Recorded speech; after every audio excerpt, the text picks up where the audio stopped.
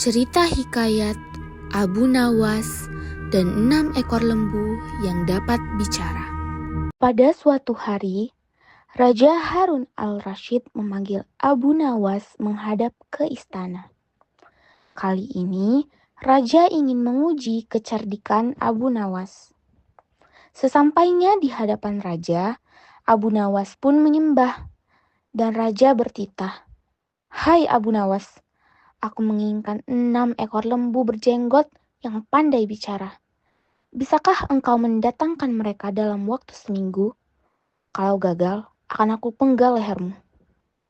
Abu Nawas pun menjawab, "Baiklah, Tuanku Syah Alam, hamba junjung tinggi titah tuanku," jawab Abu Nawas.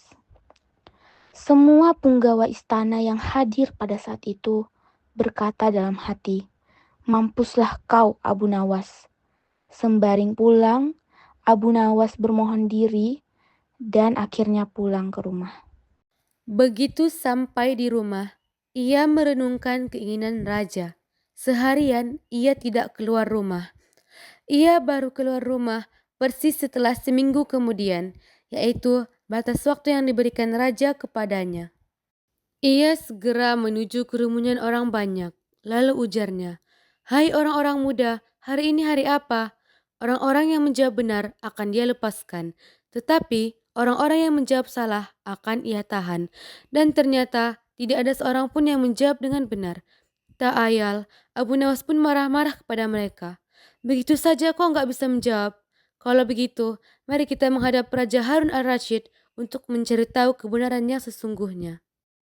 Keesokan harinya, balairung istana Baghdad dipenuhi warga yang ingin tahu kesanggupan Abu Nawas membawa 6 ekor lembu berjenggot. Sampai di depan Raja Harun al-Rashid, ia pun meminta izin kepada Raja. Lalu Raja berkata, "Hai Abu Nawas, mana lembu berjenggot yang pandai bicara itu?"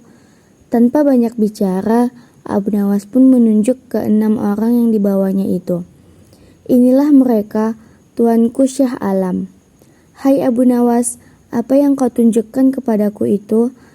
"Ya, Tuanku Syah Alam, tanyalah pada mereka hari apa sekarang," jawab Abu Nawas. Ketika Raja bertanya, ternyata orang-orang itu memberikan jawaban berbeda-beda. Maka berujarlah Abu Nawas, "Jika mereka manusia, tentunya tahu hari ini hari apa. Apalagi jika tuanku menanyakan hari yang lain. Akan tambah pusinglah mereka. Manusia atau hewankah mereka ini? Inilah lembu berjenggot yang pandai bicara itu, tuanku." Raja heran melihat Abu Nawas pandai melepaskan diri dari ancaman hukuman. Maka Raja pun memberikan hadiah 5.000 dinar kepada Abu Nawas. Dari cerita tersebut dapat disimpulkan bahwa hikayat adalah karya sastra lama dalam bentuk prosa yang mengisahkan tentang kehidupan keluarga istana, kaum bangsawan, dan orang-orang ternama, termasuk tokoh-tokoh suci di sekitar istana. Cerita dalam hikayat seringkali penuh dengan kesaktian, keanehan, dan mukjizat dari tokoh utamanya. Istilah hikayat berasal dari bahasa Arab yaitu haka, yang berarti menceritakan atau bercerita. Menurut KBBI, hikayat adalah karya sastra lama Melayu berbentuk prosa yang berisi cerita, undang-undang, silsilah yang bersifat rekaan, keagamaan, historis, biografis, atau gabungan dari sifat-sifat tersebut. Hikayat biasanya dibaca untuk hiburan, membangkit semangat juang, atau sekedar untuk meramaikan pesta. Unsur intrinsik. Sebagai informasi, hikayat memiliki dua unsur utama, yaitu intrinsik dan ekstrinsik. Intrinsik adalah unsur yang membangun cerita hikayat dari dalam. Unsur intrinsik dari sebuah hikayat ada 8, yaitu yang pertama adalah tema. Tema adalah gagasan yang mendasari sebuah cerita. Yang kedua adalah latar. Latar menjelaskan tentang tempat, waktu, dan suasana dalam suatu cerita hikayat. 3. Alur. Alur merupakan jalinan peristiwa dalam sebuah cerita.